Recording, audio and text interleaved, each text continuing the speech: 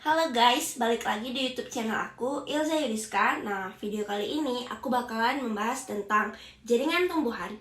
Happy watching!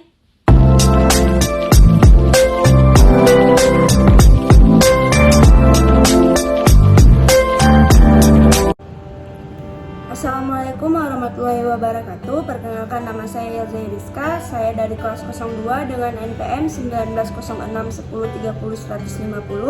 Nah, hari ini saya akan menceritakan sedikit tentang 6 jenis jaringan pada tumbuhan. Video ini saya buat untuk memenuhi tugas-tugas dalam mata kuliah Inovasi dan Pembelajaran Biologi. Pernahkah kalian memperhatikan jenis jaringan pada tumbuhan? Nah, tidak hanya manusia, tumbuhan juga memiliki beberapa jenis jaringan. Jaringan-jaringan ini membantu mereka untuk tumbuh dan berkembang, di mana setiap jenisnya mempunyai fungsi dan peran yang berbeda-beda. Pernahkah kalian memperhatikan selama pandemi, banyak siswa yang mengikuti hobi baru orang tua mereka, yaitu bercocok tanam. Tanpa disadari, kegiatan itu jadi suatu hobi baru untuk mengisi waktu luang selama beraktivitas di luar rumah. Tak sedikit juga siswa yang aktif mengikuti kegiatan orang tuanya untuk bercocok tanam dikarenakan senang atau bahkan penasaran dengan cara tumbuhan berkembang biak. Manfaat untuk mengenal jenis-jenis jaringan pada tumbuhan dan membantu tumbuhan untuk mendapatkan nutrisi. Setiap makhluk hidup punya unit terkecil dan struktural dan disebut sebagai sel, baik manusia, hewan, maupun tumbuhan. Sel-sel itu bergabung dan kemudian membentuk jaringan untuk menjalankan fungsi yang sama. Dari jaringan itu nantinya akan membentuk organ. Pohon atau tumbuhan lainnya bisa bertambah tinggi karena mereka mengalami yang namanya proses pertumbuhan.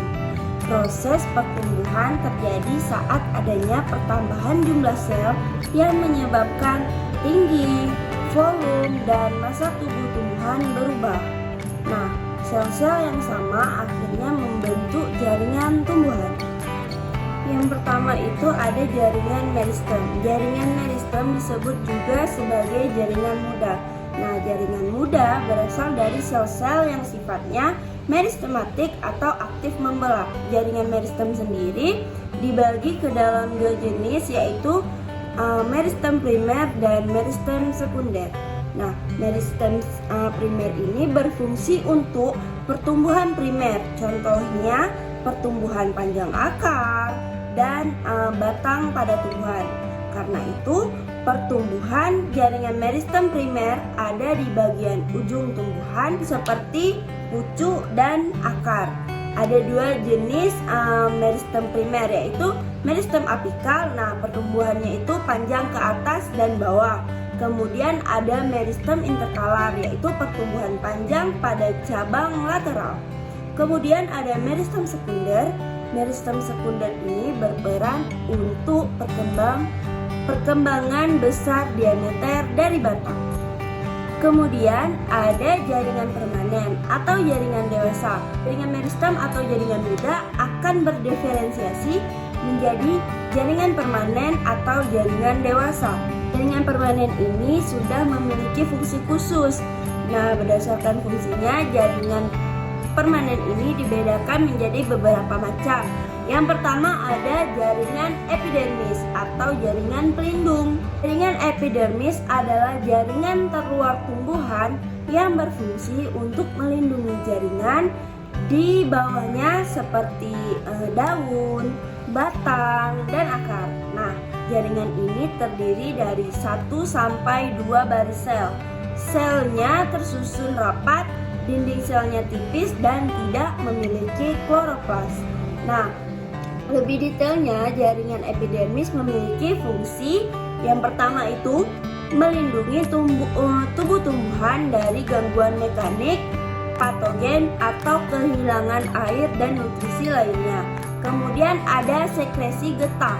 Kemudian ada pembatas penguapan pada tumbuhan yang dilakukan oleh stomata. Kemudian penyimpan cadangan air, kemudian penyerapan air dan hara yang dilakukan oleh sel-sel epidermis akar.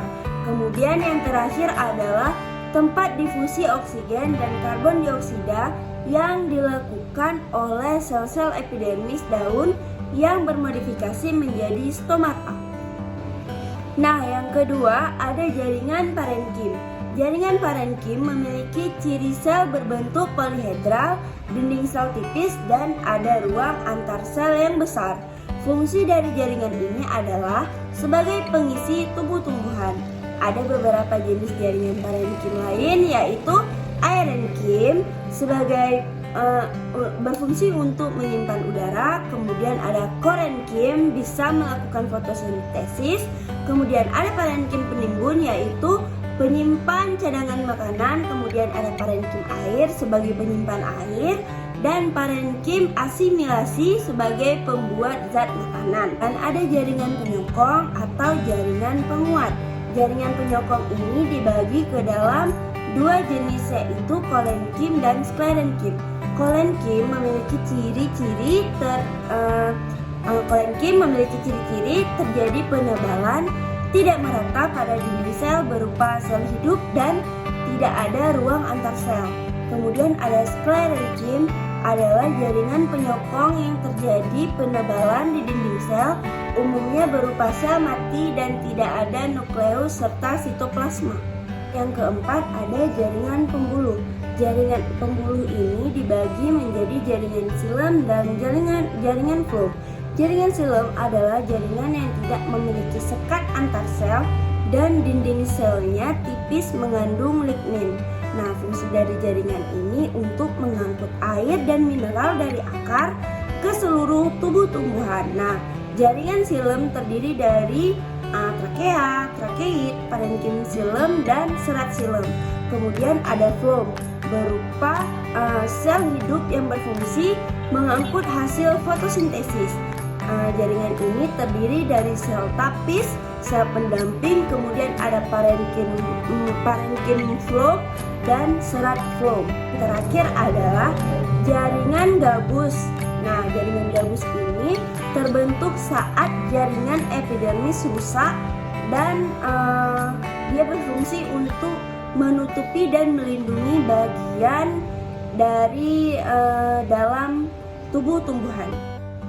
Nah, dapat disimpulkan bahwa jaringan tumbuhan adalah kumpulan sel yang mempunyai bentuk, asal, fungsi, dan struktur yang sama. Jaringan itu sendiri terdiri dari jaringan muda atau meristem dan jaringan dewasa.